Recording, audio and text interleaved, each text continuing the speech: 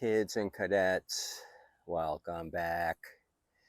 This here's a Poulan Pro deck with a Troy-built engine on it. This was a Frankenstein. I had done a video on this thing before. It's a 20-inch, the Poulan Pro deck number PR 450 November 20 Sierra.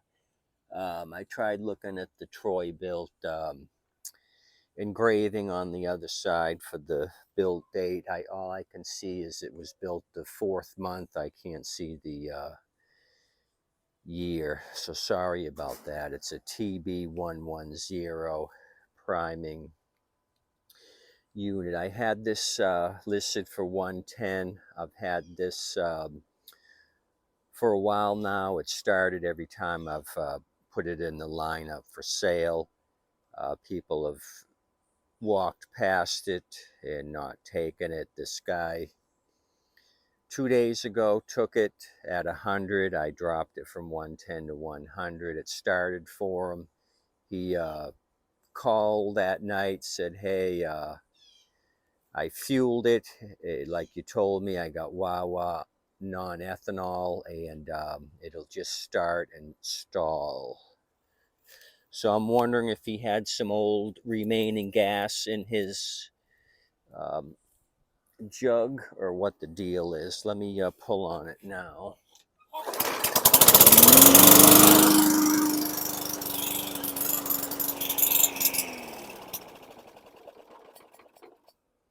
I just ran over the turd, but I didn't chop it up.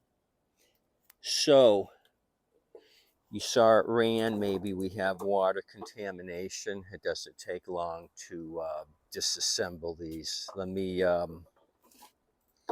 blast the recoil off. We'll do a quick clean on this. I've got a couple of containers just to spot the water and the gas if there is any.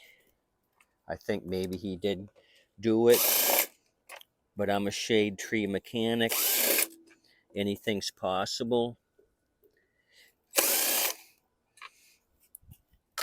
But since it started for me, no problem all those times, and he buys it and there's an issue, so I don't know really. Could have been a fluke. Shit happens. We're going to find out here in a minute. So then he was asking me about corded mowers, if they were any good, and I said sure. He didn't have much of a yard to cut, so he's going with corded electric mower.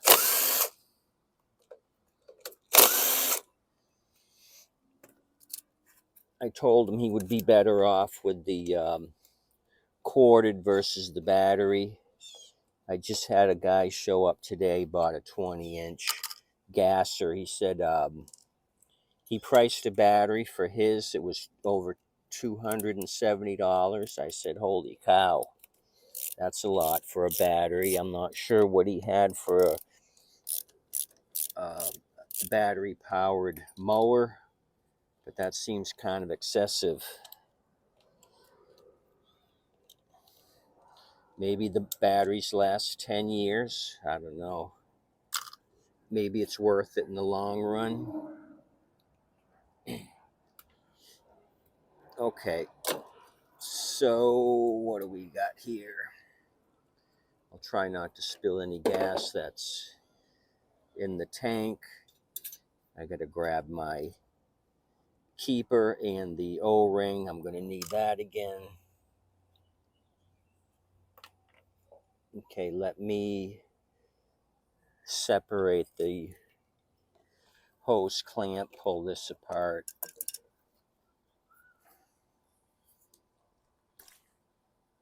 So it looks like I put an aftermarket carburetor on this thing. Okay, let me pour the fuel into this.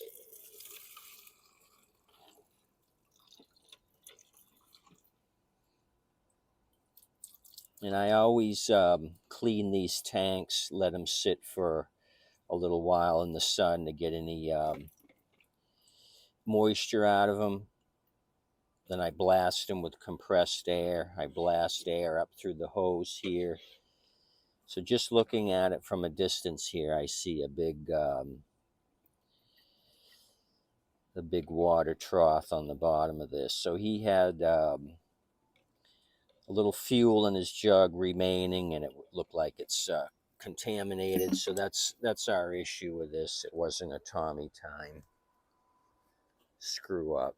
There's a shitload of water in this fuel sample. It really shows itself with all the debris. So we had debris in the tank as well. So that's the second one that's come back in a day. The people say they can't get it started. I look like a fool.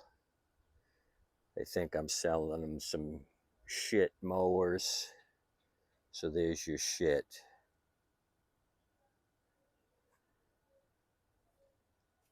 Okay, so that's that. We'll take the bowl off, and then we'll put the bowl sample in here. We'll see if there's water in the carb bowl.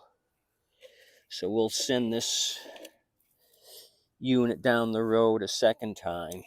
Maybe I'll sell it for 110.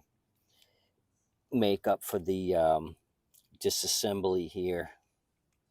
The extra work I had to go through to rectify this thing.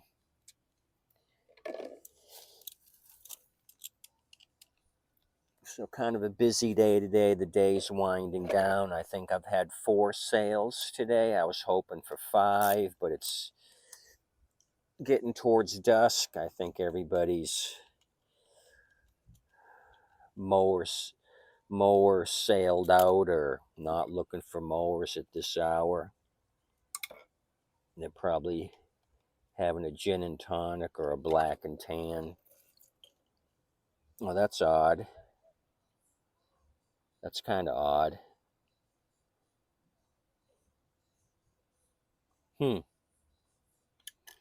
So I can see some water droplets there, but the bowls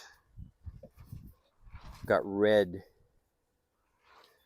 fuel, and there's a layer of water there. That's kind of weird. I wonder if he put some sort of additive in here. That's really strange, because there's nothing that's dyed red other than the gasket there. Could that be gasket dye? You can see the layer at the bottom there. That's water. So the bowl had plenty of water in it to go around. And what it'll do is it'll sit down in that little cavity, and the jet here will just sit in water and pull up water, and it won't start. Or it did start there, but it quickly died off when it got a shot of water added to the mix. So let's throw this thing back together. I'm just going to air this out. Since it's a new carb and it was just water contamination, I'm just going to blast compressed air into the jet. I'm not going to disassemble anything. Now, if this had 3-year-old shitty gas with a lot of varnish, I would take off the cartridge and clean that out. So I got my hose here.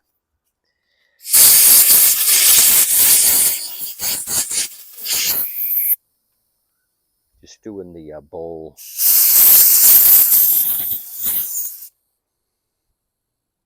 Okay, that's that.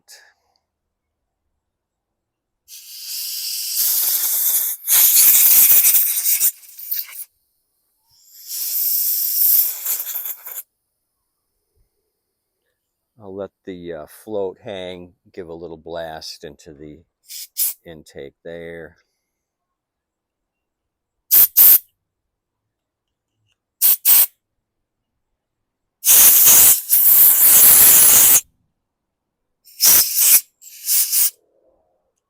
A little blast into the air breather, which we really don't have to mess with that. This was a water contamination issue. So I'll just do the tank now one more time just in case there's anything left.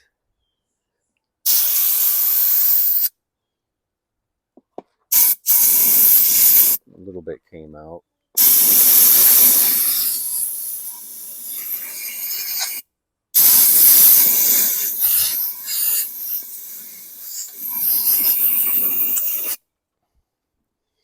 I also like to get the cap, this little vent hole right here on the outside. I like to blast compressed air in there.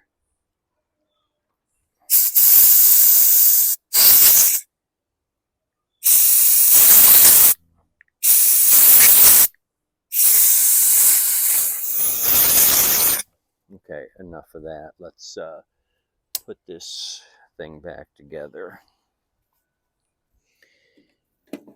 I'll put the bowl and the bowl nuts back on.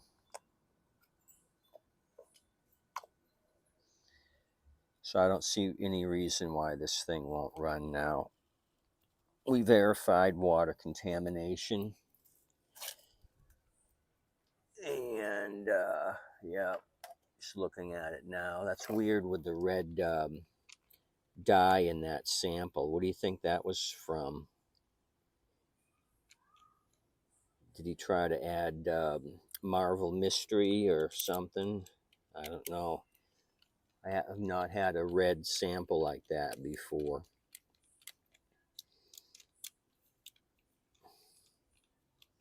If it was something to get rid of the water, it sure didn't do a good job. The water stayed right in the bottom of that red liquid.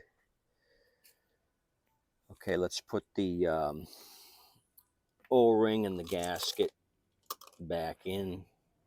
O-ring first, the keeper second, till it clicks. 2 thumbs down, but not on my video. There we go. There's my click. Governor linkage, put that into the throttle hole. Line it all up. These things go back together so easy. They come apart easy. I like working on these. They're good money makers. People that are using ethanol fuel, they contaminate these. They're easy to get apart and clean out the bad fuel. My breather nipple just fell off. Push that back on. So did my O-ring and the keeper. So let's try to be a little more careful here.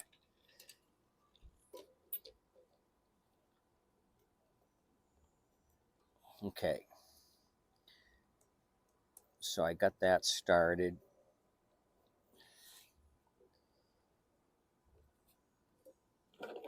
Let's do the tank.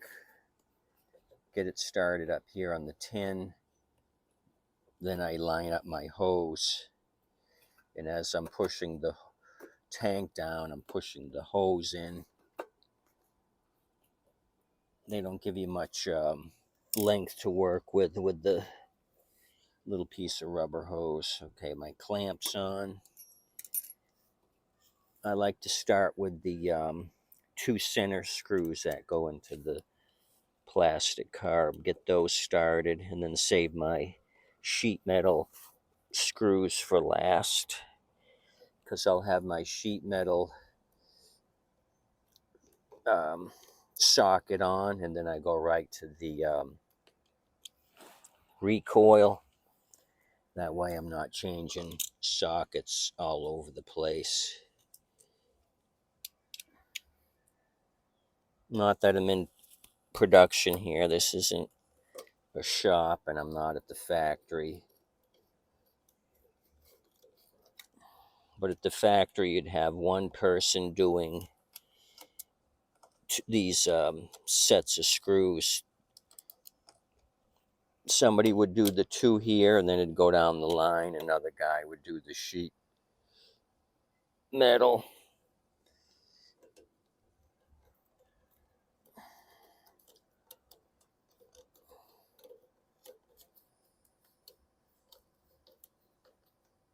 Okay, so that's tight. Fuel line's on. This is down. Now we go up here to the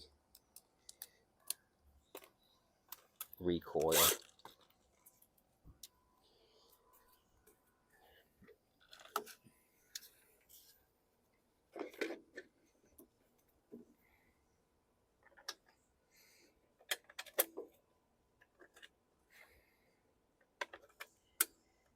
So I've put together two new units, two 20-inchers, and really no interest in those, so I'm not going to buy new mowers anymore.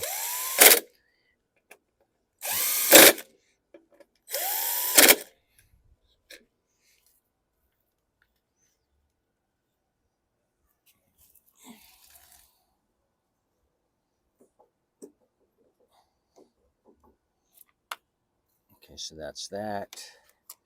That's on. I'll take the turds off so I don't try to chop them up. I got fuel right here behind me. I'm just going to add a little bit of fuel and see if it starts. I'm confident. I'm pretty confident it's going to start and idle as it should. Okay, that covered the bottom of the tank. So this didn't take long to rectify, but we're not out of the woods yet. We got to see if that handiwork paid off. Let's see if we can make something happen here. You're all lined up. You see any smoke or flames, let me know. I'll call the authorities. Okay, so that was my screw up. I put the recoil underneath and got it twisted, so I'm just going to pull it from here.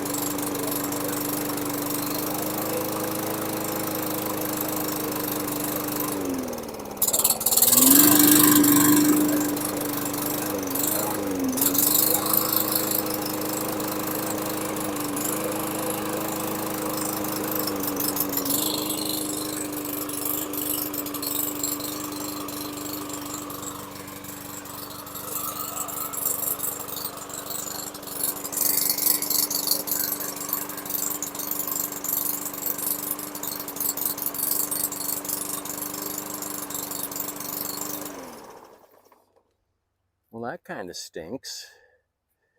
So I think we got fuel issue. What I was doing was manually pushing fuel in to see if it was fuel or spark. And as you saw, as I was pushing the primer bulb, I was forcing more fuel in. It seemed to smooth out. And then I let go of the bulb and it would be running rough. That was just because I was pulling air back out of the car. But pushing fuel in it was adding fuel. It seemed to smooth out the RPM. So I think we're running lean is basically what I'm saying is we've got a lean mixture.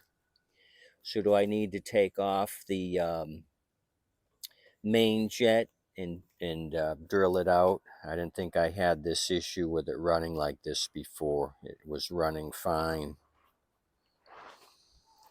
Or should I have taken the cartridge off and made sure I blew out any water in the cartridge if there was any? I don't know. But that's a stinker. It's not running smooth. I shouldn't have made a bet on this. I would have lost the bet.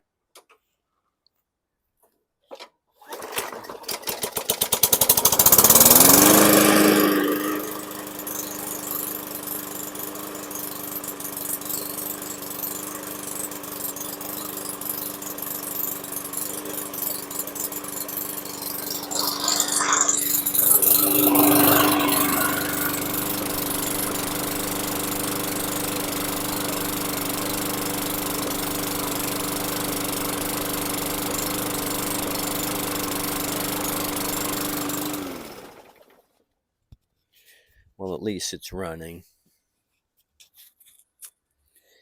A lot better than it was 20 minutes ago.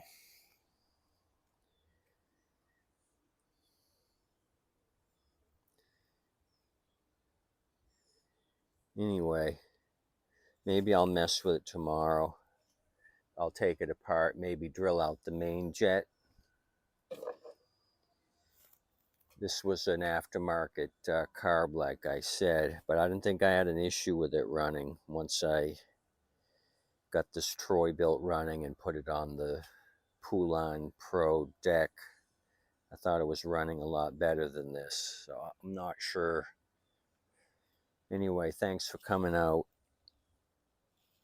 We didn't have luck, but we're almost there. At least it starts. Runs shitty, but it starts. We never would have